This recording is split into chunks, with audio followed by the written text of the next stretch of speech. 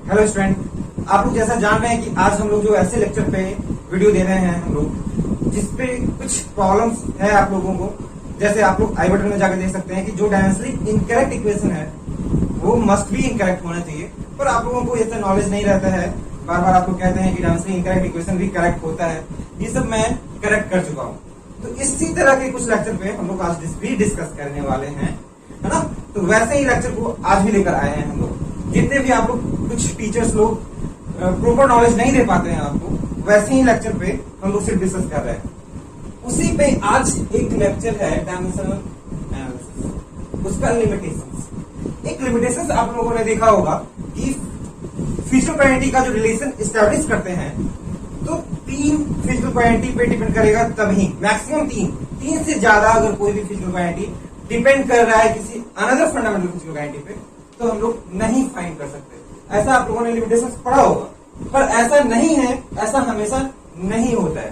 ठीक है, जैसे आप लोगों ने देखा होगा कि हम लोग उसी फिजिकल क्वांटिटी को बना सकते हैं या उसका रिलेशन एस्टैब्लिश कर सकते हैं जो फिजिकल क्वांटिटी 3 पे डिपेंड करता है, मैक्सिमम 3 पे। जैसे ऐसा देखा होगा, force depends on mass, velocity, mass पे पावर a, वेलोसिटी पे पावर, है ना, वेलोसिटी पे पावर b एंड टाइम पे पावर c। ऐसा आप लोगों ने देखा होगा। तो 3 ही मैक्सिमम होना चाहिए, चौथा अगर आता है तो हम लोग एस्टैब्लिश नहीं कर सकते। यही आप लोगों को पढ़ाया जाता है हमेशा मैक्सिमम टाइम्स, और जिन्हें आप पता है उन्हें तो बेटर ही है। लेकिन आज हम लोग जो जानते हैं क्या रियल में क्या होता है, ये हम लोग डिस्कस करना चाह रहे हैं। ओके, तो हम लोग चलते हैं किसी एक फिजिकल क्वांटिटी को लेते हैं और देखते हैं कि क्या वो 3 से अगर ज्यादा है तो हम लोग एस्टैब्लिश कर सकते हैं या नहीं कर सकते। जैसे electric field E depends on mass, velocity, time and charge Q, charge की पावर T। अब ये कितने हो गए? इलेक्ट्रिक फील्ड डिपेंड कर रहे हैं मास, वेलोसिटी, टाइम और चार्ज हो गया। तो ये 4 हो गए ना। तो इलेक्ट्रिक फील्ड का जो डायमेंशन होता है, मैं यहां पे बता देता हूं इलेक्ट्रिक फील्ड का डायमेंशन। ये इक्वल टू होता है फोर्स बाय चार्ज, मतलब फोर्स हो गया m/L/T-2 और चार्ज होता है I और T है, ampere into time, current into time. ठीक है, तो इलेक्ट्रिक फील्ड का जो डायमेंशन बनेगा यहाँ पे वो हो जाएगा m/L/T-3 I⁻⁻1। ये बन जाए। तो हम लोग दोनों साइड के डायमेंशन को बराबर करेंगे, तो E equal to K M पे पावर A, B पे पावर B, T पे पावर C और Q पे पावर D। ये होगा कॉन्स्टेंट टर्म आ जाएगा। और यहां से दोनों का डायमेंशन अगर इक्वेट करें, dimension of this equal to dimension of K M पे पावर A, B पे पावर B, T पे पावर C और Q पे पावर D का डायमेंशन। ये पूरा डायमेंशन, हाँ इधर तो लिखा होगा ये, ठीक है, ये हो जाएगा। तो इधर का डायमेंशन लिखेंगे तो m/L/T-3 I पे power -1 which is equal to K का डायमेंशन नहीं होता है m पे पावर A और वेलोसिटी हो गया L/T पे पावर -1। इस पे पावर क्या होगा? B, मतलब L पे पावर B और T पे पावर -B। T हो गया टाइम, T पे पावर C और Q हो गया I इंटू T, तो I पे पावर D और D पे पावर T पे पावर D। ये हो जाएगा टोटल डायमेंशन। तो यहां से देखिए अब क्या हो रहा है, m/L/T-3 I पे पावर -1, ठीक है, which is equal to m पे पावर A, L पे पावर B, T पे power -B plus C plus D और I पे पावर D। क्या है ना, क्लियर है। अब दोनों साइड का डायमेंशन पावर्स इक्वेट कर देंगे। तो A इक्वल टू क्या हो रहा है? 1, यहाँ पे पावर कितना है? 1। L पे पावर B है, यहाँ पे पावर 1, तो B इक्वल टू 1। C, ये जो T पे पावर है -B plus C plus D equal to -3 और D के जो अगर वैल्यू निकालेंगे D इक्वल टू -1, इधर का पावर और इधर का पावर इक्वल होगा। तो डी का वैल्यू यहां रखेंगे और डी का वैल्यू यहां रखेंगे, इस इक्वेशन में आ जाएगा -1 प्लस सी माइनस डी प्लस डी है तो -1 है वैल्यू डी का, तो -1 इक्वल टू -3। तो सी का वैल्यू हो जाएगा, ये दोनों ऐड हो जाएगा तो -2 और उधर जाएगा तो प्लस में, तो -1 हो जाएगा। क्लियर है? तो वैल्यू फॉर्मूला क्या होगा इसका, तो फॉर्मूला देखेंगे, इसे मैं मिटाता हूं, ठीक है। तो इसे अगर हम देखें यहां से इक्वेशन E इक्वल टू है K M पे पावर A मतलब M पे पावर 1, B पे पावर B, B का वैल्यू भी 1 है, T पे पावर C मतलब T पे पावर माइनस C का वैल्यू -1 और Q पे पावर D तो Q का वैल्यू पावर -1, ये हो जाएगा फॉर्मूला। ठीक है, चलो तो यहां तो इस्टेब्लिश हो गया ना, निकल गया ABCD। कर सकते हैं हम लोग, 4 पे डिपेंड कर रहा है फिर भी। तो E equal to K M B by T by Q, तो हम लोग निकाल सकते हैं। क्लियर है? ये हम लोग निकाल सकते हैं, पर हम लोगों को ऐसा क्यों बताया जाता है कि अगर 3 से ज्यादा पे डिपेंड करेगा तो नहीं निकाल सकते। जब 3 से ज्यादा पे डिपेंड करेगा तो हम लोग नहीं फाइंड कर सकते हैं, ऐसा बताया जाता है। पर वो बिल्कुल गलत है, ऐसा नहीं होता है, सिर्फ स्पेशल केस में होता है, मैकेनिक्स में ही सिर्फ ऐसा होता है। मैकेनिक्स के कुछ टर्म में ऐसा होता है, थर्मोडायनेमिक्स में आएंगे तो नहीं होगा ऐसा। क्यों ऐसा होता है और हम लोग को क्यों बताया जाता है, मैं ये बता देता हूं। होता क्या है कि अगर यहाँ पे इलेक्ट्रिक फील्ड था तो इलेक्ट्रिक फील्ड में कितने फंडामेंटल क्वांटिटी थे, इलेक्ट्रिक फील्ड का डायमेंशन लिखे अगर तो क्या आ रहा है, एम एल टी पे पावर -3 आई पे पावर -1, 4 है ना।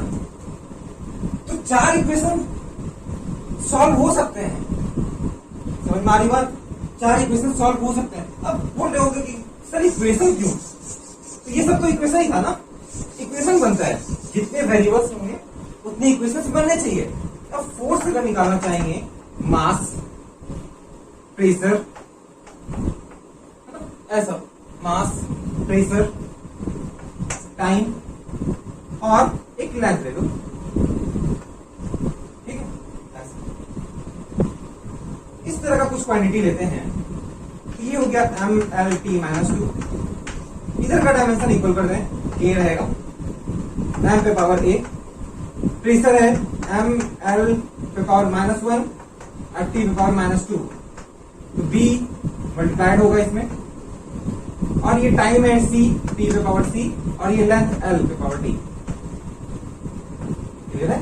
तो MLT -2 which is equal to M पे power A plus B, L पे पावर -B, T पे पावर -2B प्लस C, और L का वैल्यू यहां पे और है ना, प्लस D होगा, छूट गया, L पे पावर -B प्लस B।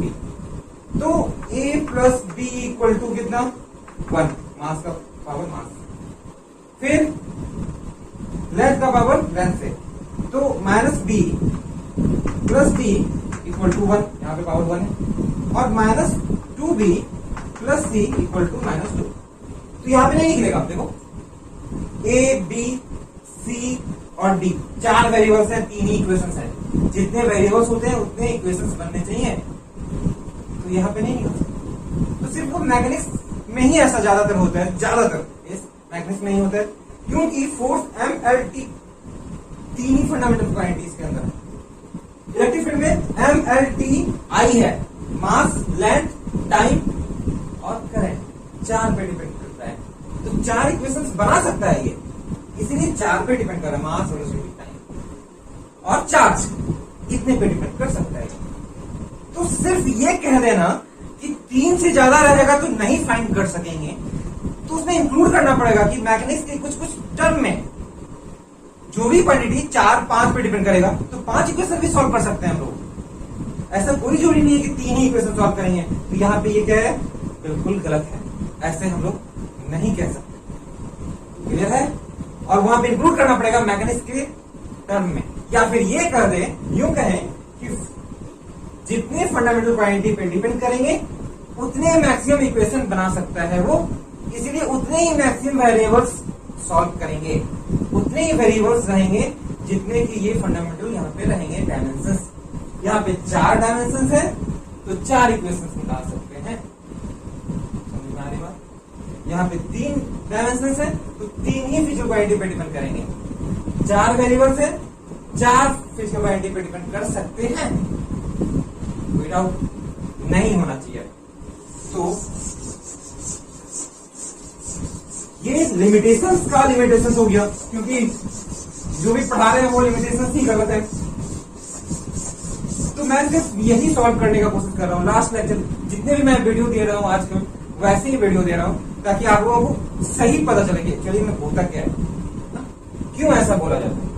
तो एक्चुअली आप लोग जो 11th में जो जाते हैं, 11th में ज्यादातर टर्म्स मैकेनिक्स से रिलेटेड होते हैं, फोर्स, वर्क, पावर, ये सब 3 ही फिजिकल क्वांटिटी पे डिपेंड कर रहे हैं, MLT। इसीलिए 3 ही इक्वेशन बनता है, तो आप लोगों को लिखा दिया जाता है कि 3 ही वेरिएबल्स। पर मैं कहीं भी नहीं लिखाता हूं ये, मैं यही कहता हूं कि जितने वेरिएबल्स होंगे, जितने फंडामेंटल क्वांटिटी के उसके इक्वेशंस बनेंगे, डायमेंशंस, उतने वेरिएबल्स पे वो डिपेंड कर सकता है। इट मीन्स कि अगर कोई क्वांटिटी, जब मैक्सिमम कितने पे डिपेंड कर सकते हैं? 7 ही हो सकते हैं। क्यों? क्योंकि मास है, लेंथ है, क्या होते हैं फंडामेंटल क्वांटिटीज? MLT, फिर थीटा टेम्परेचर, करंट I, है ना, कैंडेला CD और मूल। तो 1 2 3 4 5 6 7 ही फंडामेंटल होते हैं, तो 7 ही डायमेंशंस बन सकते हैं। अगर कोई ऐसा क्वांटिटी मिल जाए जिसका डायमेंशन ये 7 पे हो, तो वो 7 वेरिएबल्स पे डिपेंड कर सकते हैं और उसका इक्वेशन सॉल्व हो सकता है। ठीक है, तो हम लोग यही कहेंगे कि अगर कोई क्वांटिटी डिपेंड कर सकता है, अगर इसका डायमेंशन इससे रिलेटेड हो, सातों उसमें इंक्लूडेड हो, 7 डायमेंशन, तो हम लोग बना सकते हैं यहाँ पे डायमेंशन। मास पे पावर A, वेलोसिटी पे पावर T, B, टाइम पे पावर C, चार्ज पे पावर B, टेम्परेचर पे power E, intensity of light, है ना, intensity of light, luminous intensity होता है कैंडेला का, CT पे पावर F, और अमाउंट ऑफ सब्सटेंस पे पावर G, F के बाद T। इतने पे डिपेंड कर सकते हैं। तो ऐसे ही कहेंगे कि जितने डायमेंशंस होंगे, जितने उसके फंडामेंटल क्वांटिटी के डायमेंशंस होंगे, उतने फिजिकल क्वांटिटी पे वो डिपेंड कर सकता है और उसका हम लोग क्वेश्चन सॉल्व कर सकते हैं। एक्चुअली लिमिटेशंस तो और भी हैं, वो सब हम लोग डिस्कस नहीं करेंगे। और जितना भी आपको पढ़ाया जाता है कि न्यूमेरिकल वैल्यू का डायमेंशंस नहीं निकाल सकते, बिल्कुल करेक्ट। ठीक है, ऐड सब्सट्रैक्ट करने वाले इक्वेशन सॉल्व नहीं कर सकते, बिल्कुल सही। जहां पे आप लोगों को गलती है, जहां पे आप लोगों को प्रॉब्लम होता है, हमेशा कुछ टीचर्स डायरेक्ट बता देते हैं, बुक में एक्चुअली लिखा रहता है, इसलिए बुक के अकॉर्डिंग बता देते हैं। तो बुक में भी इसी बेसिस पे लिखा रहता है कि मैथमेटिक्स में ज्यादातर टर्म 3 ही फिजिकल क्वांटिटी पे डिपेंड करता है, इसीलिए बता दिया जाता है ना। तो कोई गलत नहीं है, सब सही है, पर वहां पे उनको इंक्लूड करना पड़ेगा कि ये मैथमेटिक्स के मैक्सिमम क्वांटिटीज 3 पे डिपेंड करता है, इसीलिए। या फिर इससे अच्छा ये लिखाना चाहिए टीचर्स को, या बुक में ये लिखा हुआ होना चाहिए, ज्यादा बेटर होगा कि आप जितने डायमेंशंस होंगे इक्वेशंस में, जितने भी डायमेंशन इक्वेशन में जितने भी वेरिएबल्स होंगे, उसके जितने डायमेंशंस फंडामेंटल क्वांटिटी पे डिपेंड करते होंगे, उतने वेरिएबल्स पे वो डिपेंड कर सकता है और हम लोग फाइंड कर सकते हैं इक्वेशन। इस तरह लिखा ज्यादा अच्छा होगा। तो ठीक है, रहने देते हैं। जो भी डाउट्स हो वो पूछ सकते हैं आप हमसे, मैं हमेशा आपके साथ बना हुआ हूँ। और जो भी डाउट्स हैं, जितने भी गलतियां लग रही है आपको कि इस इक्वेशन में से क्या होगा, मैं जरूर सॉल्व करूंगा और सिर्फ आपके लिए। Thank you. और अच्छा लगे